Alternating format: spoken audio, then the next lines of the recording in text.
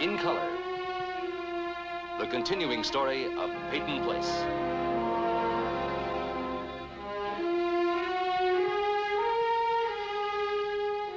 Starring Dorothy Malone as Constance Mackenzie, Ed Nelson as Michael Rossi, Ryan O'Neal as Rodney Harrington, Barbara Parkins as Betty Anderson, Tim O'Connor as Elliot Carson, Christopher Connolly as Norman Harrington, Patricia Morrow as Rita Harrington, James Douglas as Stephen Cord.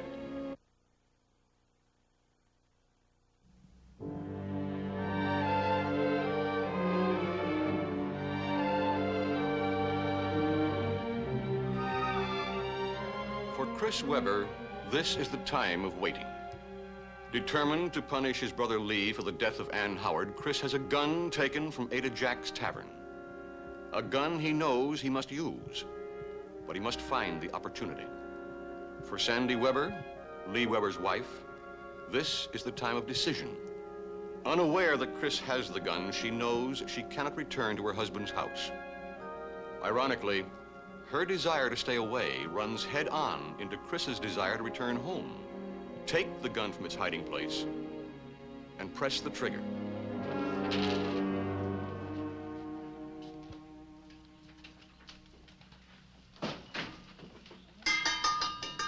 Sandy.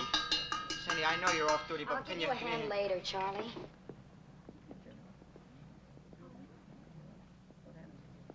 Where were you going just now? I don't know.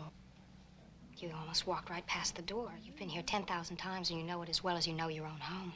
Yeah, but it takes a lot of concentration to find doors and chairs and tables, and I haven't been able to concentrate for hours. Well, I have. Keep seeing you swinging your cane at Lee. Yeah, I was pretty good with this, wasn't I? Chris. Oh, do we have a large audience? Fair. My apologies, folks. I hit him as hard as I could with this, but my little white cane isn't very effective, is it? At least you stopped him from hitting me. This time. There isn't going to be a next time. Look, Chris, you were right. I can't live in that house any longer, and neither can you. We've got to get out. Lee's a dead end for the both of us. Well, the light finally dawns. Well, it's harder for a girl. It's harder to walk out on a marriage. Walk out. All right, crawl out. Do you like that better? Do you? No, I don't like crawling, even though I've had a lot of experience. Well, maybe you won't have to walk out or run or crawl. What do you mean? Nothing. It took a lot of words for you to say nothing.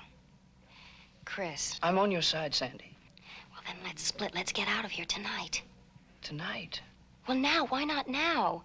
Lee will be watching every move we make. We'll be afraid of him no matter where we are. Well, what's the matter, Chris? You're the one who said we could cut out. Do you have some idea about working things out with Lee? No. Well, then what is it? Money. Now, do you have any money? A few dollars. Well, now, that's not going to get us very far, is it?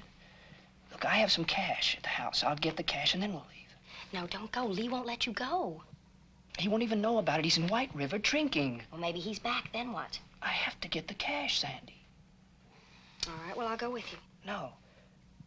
If Lee sees us leave together, then neither one of us will stand a chance. Let me handle it. All right, I'll make a deal with you. I'll call and see if he's still there. If he is, we leave without the money. I have enough to get us bus fare out of here. It'll be a start, okay? Yes, you make the call.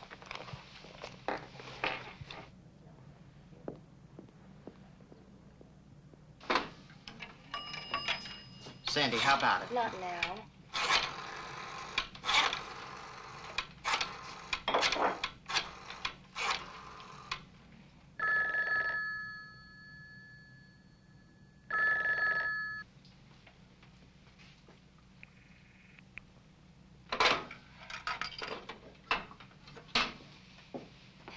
And he's still in White River. Good. I'll be back in a minute. Chris. Sandy. Let me have your door key. All right. Chris, come here. Did you take Ada Jack's gun? Are you kidding? What would I do with a gun? I I don't know. I thought maybe... You thought maybe I might want to shoot an apple off Lee's head? Come on, Sandy. Who's the last blind marksman you ever heard of? Well, then Lee's got it. Chris, be careful, please. Nobody's gonna see me. I won't even have to turn the light on, remember? Good luck.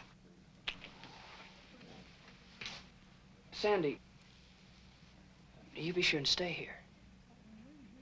You stay here. This place is your protection. And yours.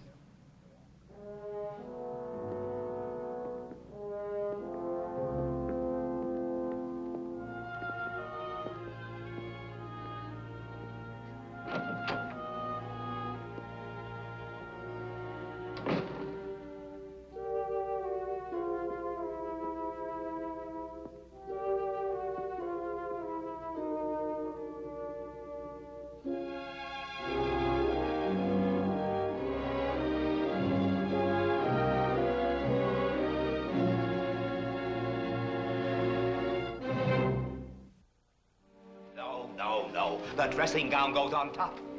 Didn't you ever learn how to pack, Miss Stuffy? Stacy, Mr. Peyton. My name is Miss Stacy, and I'm a nurse, not a personal valet. Furthermore, I cannot permit you to leave this hospital without Dr. Fielding's say-so. Don't you realize you almost died of pneumonia? It's freezing out. If you ask me, this is absurd. Well, fortunately, I'm not asking your advice or your permission, Miss Stick. And don't forget the toilet articles in the bath. Really? Hello there. And how are we feeling? We're feeling much better now that you've finally arrived. I assume Thomas is waiting outside? And when that nurse finishes the packing, we'll be ready to leave this place. Ridiculous. Would you mind leaving us alone, please? My pleasure.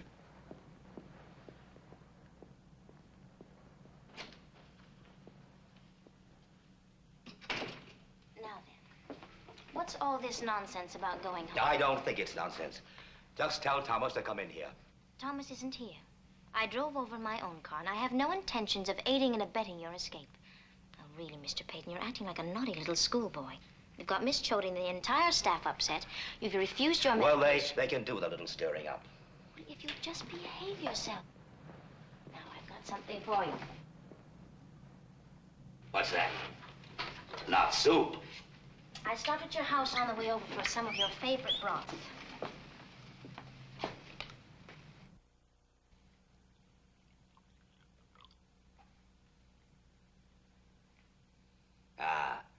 That's more like it. I like my broth with a kick in it. See? I'm on your side. Well, then, finish the packing and tell Thomas to come in here. I'll do no such thing. Really, Mr. Peyton, it doesn't make any sense to leave the hospital now. Your room isn't ready, the house is a mess, and you'll be a lot more comfortable right here. Even if you are lonely. Lonely? Yes, lonely. I think this whole act of yours is nothing more than a way of getting attention. Now, when I worked in this hospital, the patients who gave me the most trouble weren't the sick ones. They were the ones who had nothing more to do. The lonely ones. You think you've smoked me out? Is that it? Well, maybe you have. I don't relish the thought of going home to an empty house. Rodney's moved out. Hannah's gone. I thought I'd get it over with. Face it. You really do miss her, don't you? Yes. Yes, I do. You may find that curious, especially after the way she left. But when you've spent almost 30 years in the same household with someone, it's difficult not to feel a sense of loss when it's over. I understand. And then, Rodney. Well, he's moved out of your house, not out of your life. Well, we'll see. I should have brought a violin instead of brandy.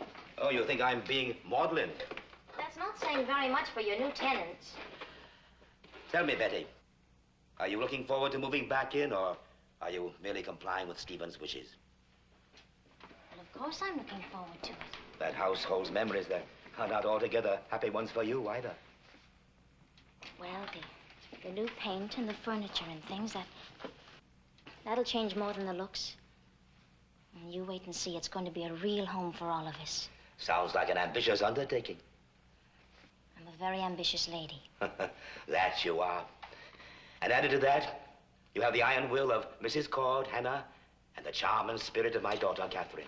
Oh, yes, she had her redeeming qualities. Am I to accept that as a compliment? Perhaps I meant it as a warning. If you want to become the mistress of the Peyton household, I'll demand a lot of you. Don't you think I can handle it? I'm sure you can.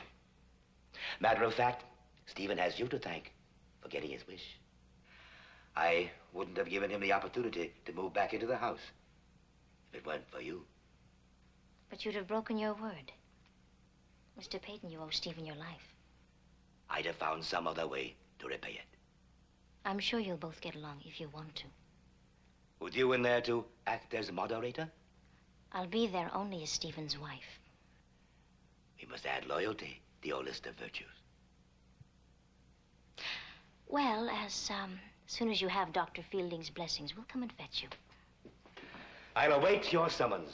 You see, you've made a good start. You've accomplished your mission. I'll send in the nurse to put those things away. And, Mr. Peyton, do try to be civil to her.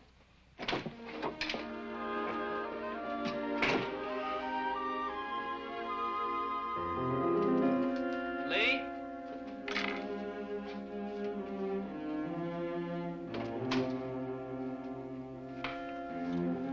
Lee, are you home?